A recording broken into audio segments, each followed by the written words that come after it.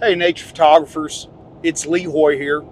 I'm driving from my home in the Davis Mountains to Austin, Texas. So I got a 7.5 hour drive, waited for the sun to come up, have a little light. And I thought, why don't I talk about something I love to talk about? I've got time. And of course, that's nature photography. So I'm going to talk about a topic today that I hear almost never, very rarely discussed, but it's one of the most important aspects of nature photography. See, I find that so many people love to just talk about equipment. And you guys know from my videos that equipment is important. Mastering your system is important. But there is a limit to what you can do if all you do is focus on equipment. See, I know the thing is, when I shoot videos that don't talk about equipment, they're going to have fewer views, less impact on my monetization, less impact on my subscribers. But here's the thing. When I'm talking about these topics, I'm really trying to help you get your photography where you are capturing visually compelling images time after time after time. So, today's topic, Fieldcraft. I wanted to introduce the topic of Fieldcraft to you because I'm going to be doing many individual videos related specifically to that topic. See, Fieldcraft is a very unique concept, and again, it rarely gets talked about. So right after this, let's dive into it. Howdy from West Texas. I'm Lee Hoy, professional nature photographer, and this is my YouTube channel, Lee Hoy Photography. I'm an OM System Ambassador, photography workshop instructor for Wildside Nature Tours of Precision Camera and Video, and contributing author for the Journal of Wildlife Photography. All right, Fieldcraft, what is it? Well, this is going to be my definition of Fieldcraft. For me, Fieldcraft is both art and science of how we go about approaching capturing visually compelling images in the field. So once we're on scene, whether we're working a landscape scene, a macro subject, a wildlife subject, a night sky, well, what do we do before we ever even press the shutter button? You know, no matter where I'm traveling to, whether I'm leading a workshop, I'm out on a private photography trip, I see so many people who just exit their car, grab their camera, they see a subject or a scene, and they are already raising their camera, and they're just, boom, they start taking pictures. They give almost zero attention to assessing the scene or the subject, reading environmental conditions that might come into play. They give zero consideration to their elevation, their angle. They don't take time to read light direction, light quantity, light quality. There's no thought, rhyme, or reason to why they place their tripod where they place it. Often, it's just the fastest spot they get to once they exit a vehicle as they're hiking. They're not reading potential obstacles to autofocus. They give almost no concern to how to approach a subject without spooking it. I can't tell you how many times I see people chase a subject. Why? Because you want a butt shot as it runs off from you? I find that the more a photographer is aware of animal behavior, insect behavior, reptile and amphibian behavior, the more they read a landscape scene for potential foreground subjects, or can a sky carry an image without a foreground subject? They give no thought to potential obstacles to the composition. They just simply want to try to hurry up and capture the image. And of course, there are times where wildlife action or a quickly changing climatic condition might force us to move faster than normal. Nevertheless, the wise and successful nature photographer will always be in pursuit of excellence when it comes to fieldcraft. See, a great nature photographer should be a constantly growing and evolving naturalist, meteorologist. They should constantly be thinking about how their presence may or may not affect the environment. Here in Texas in spring, we get some great wildflower scenes. And I can't tell you how many people just charge out into a field without giving consideration to, how am I going to leave this for the next photographer? They don't think about what plants are stepping on. In the desert, some of our plants, if they get stepped on and crushed, it can take them a long time to recover. Some plants might pop right back up. See, a caring photographer is going to pay attention to these things. They're going to look at, when they get out of the car or whenever they're hiking, they don't just automatically extend the legs of their tripod to its fullest height. They're going to stop and assess what position of my tripod is going to give me the angle, the view, the composition that's going to yield a visually compelling image. Now, sometimes we have to process all of this as fastly as possible. And I'm certainly not perfect every single time I step out of a vehicle or I get off a trail or I hop out of a boat or from a yacht, whatever it might be. See, for me, I like to think fast, but efficiently, thoroughly, and completely as possible when I'm assessing a scene or a subject. When it comes to wildlife, here's a good example of fieldcraft when it comes to wildlife, mammals. Well, if they're walking, instead of going right at them, can you assess a potential strong background, nice light, where they may walk into it, and you can move yourself into a better position to eventually capture an image instead of going right at the subject and bumping it. Bumping it is a hunting term for moving it away or making it leave. Instead of bumping your subjects, what if your patience, and remember my formula for nature photography success, preparation plus skill times patience equals luck. So what if you were more patient and you can learn to anticipate a great shot instead of going right after any shot? You've got to, great fieldcraft, let me say it like this. Great fieldcraft has very little to do with getting a documentary shot. Photographers that just want to make sure they get a picture of everything they see generally have very poor fieldcraft. They get too excited, they flush knowledge, and they get in a zone, and all they can think about is pressing the shutter button.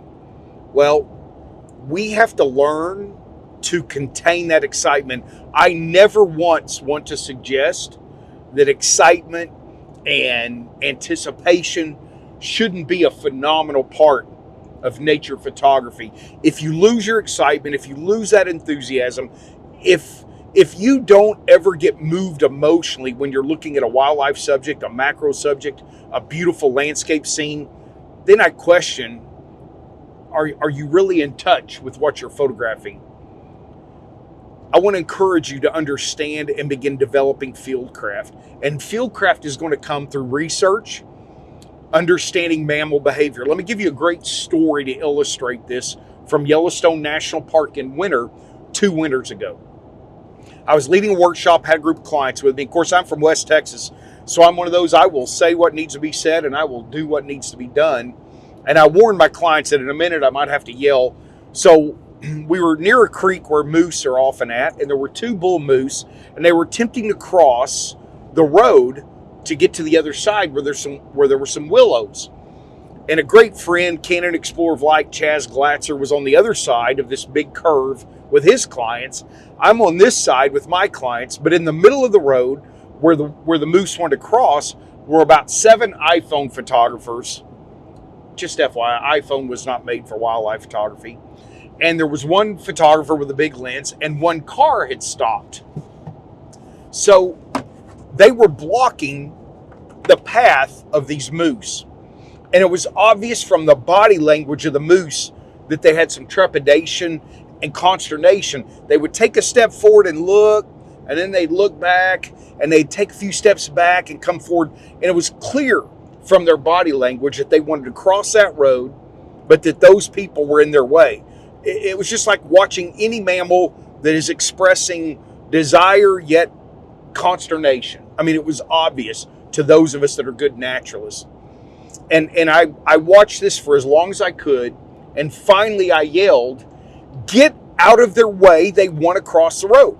Now, to be honest, I fully expected the people to completely ignore me, but much to my surprise, everybody moved. Now, they had moved 20, 25 yards, and guess what? the moose immediately began to walk to the destination they wanted to go. That is fieldcraft. Fieldcraft is not only knowing but anticipating what your subject may or may not do. And rather than trying to capture a few crappy shots, work on putting yourself in position for the best shot, for a visually compelling image. And if you don't know what a visually compelling image is, I've got a video that talks about visually compelling images. So you're going to see a series. I'm going to do series out of Fieldcraft. And I'll talk about, I'm going to be in Costa Rica scouting for an OM system only macro workshop next year. I'm going there here in late September, and I'm going to do a video on how to find macro subjects, referring to insects, reptiles, and amphibians. So that's fieldcraft. Fieldcraft, again, is the art and science of contemplating, assessing, analyzing, preparing for, and approaching a given scene or subject. There are a lot of different elements that are going to come into play. Your own personal safety and the safety of your subjects. That should be a part of fieldcraft. Knowing where to position yourself should be a part of fieldcraft. There are so many different elements that we need to consider that it's impossible to cover them all in one video. I plan to teach you over the next however long I'm alive and can continue to do this, all kinds of different aspects of fieldcraft. And a lot of it is developing experience. And it's going to take time. It's going to take research and learning. And if you're not a great learner, you're never going to get to be a great photographer. I have people come up to me and say, well, do you teach at your workshop? And I'll say, yes. And they'll say, well, we don't really need any of that. That would be the one client I never want on a workshop. Because if you tell me that you have nothing to learn, you are kidding yourself. You're so arrogant. You're so naive to think that you can't learn. I learn constantly. I'm always trying to improve my naturalist skills. I'm always trying to improve my eye for great composition. I'm always trying to improve my ability to find a great subject and know where it's going and set up for a great image. So let me encourage you. Fieldcraft is not going to be developed overnight.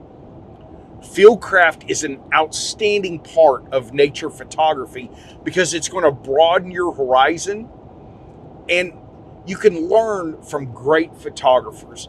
Don't invest your time listening to knuckleheads on social media who don't know what the crap they're talking about. Find people whose work you admire, and not just one or two, right? Like for me, one of my sources of inspiration is Lisa Langell. She's a phenomenal photographer. She is an incredible human being. She has an eye unlike many other photographers that you're going to find, And if you shoot Canon, well, go follow Chaz Glatzer, Canon Explorer of Light, Joe Sobelfuski, Adam Jones, or there's a new Canon ambassador, Simone Dietremont, and I hope I said his last name correctly. If you shoot Sony, look up Lisa Langell, Elise Bender. Find people whose work you admire and learn from them. If you shoot Nikon, Don Wilson is a former president of NAMPA, the North American Nature Photography Association. Jennifer Lee Warner shoots Nikon. She's with Wildside. There are a lot of phenomenal photographers. Find some that inspire you and learn from them. Because if you think you can't learn anything, you're never going to get great at fieldcraft. Nailing that exposure and mastering autofocus and mastering your system have almost nothing to do with fieldcraft. It is a completely different aspect, if you will, of nature photography. And frankly, it's probably the least discussed, least modeled, least written about part of nature photography. So I really plan to invest and spend a lot of quality time. The challenge for me is when I'm out in the field, I'm often leading workshops, but I'm going to do my best. I'm going to do my best. I'm going to do my best to bring you high quality content that can illustrate some of these aspects so that the next time you pull up to an overlook or a subject, a wildlife subject, the next time you're hiking and you see a subject, If you're doing macro photography, the next time you find a beautiful bug, insect, or reptile, the next time you're pursuing a shot of lightning or a star trail or a single image night sky, what are the things that should come into contemplation well past exposure, well past autofocus, well past compositional photography features, all of these things that come into play to help you capture a better visually compelling image? That's what I want to teach. I hope you'll join me in this journey. I hope you understand that my videos, that my philosophy go well beyond camera reviews. I know that's why I get a lot of likes, but if that's the only videos you watch, your photography probably isn't going to improve a lot. If that's the only type of videos you're going to invest your time in, you're not going to be accomplishing much. So I want to encourage you, as we go on this journey discussing Fieldcraft, and again, I will talk about gear. Gear's important. My last 2 videos were about different elements of gear.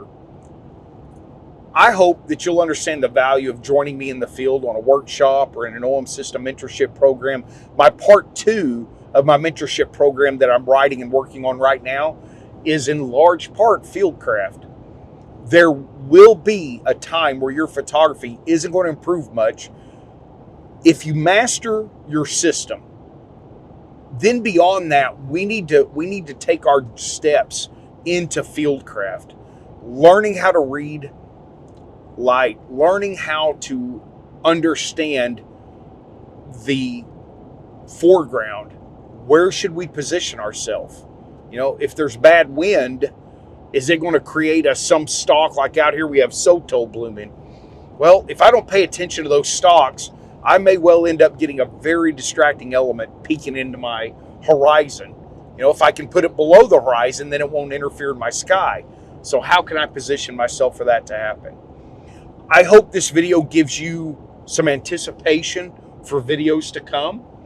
I hope that this video will help you expand the things that you consider when you're out in the field. I hope that maybe you'll purchase some books on mammal behavior, insect behavior, reptile behavior, whatever it is you like to photograph. I hope that you'll learn when you go to a location that hiring a guide, whether it be someone leading a workshop or a local guide who already has and demonstrated outstanding knowledge of that area as a naturalist, that'll go a long ways in helping you get visually compelling images. I hope you've enjoyed this video. I've got a long ways to go still before I get to my destination. I could talk about this topic for hours, but we're going to have plenty of time to look at it in depth, whether it be for landscape, wildlife, macro, or night sky photography. I've got a lot of OM System only workshops coming up. I'm getting ready to leave for Yellowstone and Grand Teton for 2 weeks, where we will be able to do all computational features on site. I've got some spaces left for 2025 on that workshop. I'm looking forward to developing this macro only OM System workshop down in Costa Rica. And of course, I've got several workshops designed for people with any camera brand system, and happy to help you on that. Listen, the next time you head out in the field, start thinking Fieldcraft. Go capture some visually compelling images, and I'll see you next week.